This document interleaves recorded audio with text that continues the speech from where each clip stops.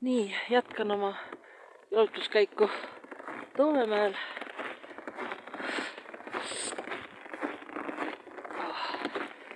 Mõnus krudisev lumi, meil on siin see kliima soojenemine ja sõlmed jäetud varsti mulle ära, siis mul on ikka need kindad, millel on sõrme otsad puudu. Peaks midagi rääkima, aga ja iga kogu aeg räägin. Mõnikord on parem lihtsalt talvist ilma kaifida. Nojah, selline ilm, et patt on lausa toas olla. Kõntida ja rääkida.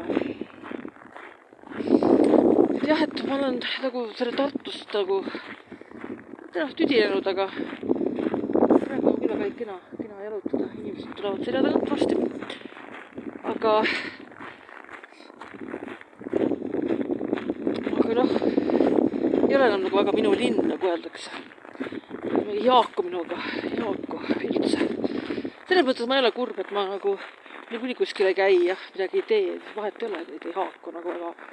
Aga samas tahaks nagu kohta, mis nagu rohkem haakuks. Aga võib-olla selles elus ongi see minu saatus ka natuke see, et ma olen väga fragmenteerunud, et kus mu kodu on, eks ju. Jah, seda küsimusele on raske vastata. Kas on Eestis või hoopis Kataloonias või kas on siin tasandikel või kõrgmägedes või mere ääres või jõe ääres või see on küsimus, jah, millele ma vastata ei suuda. Nii.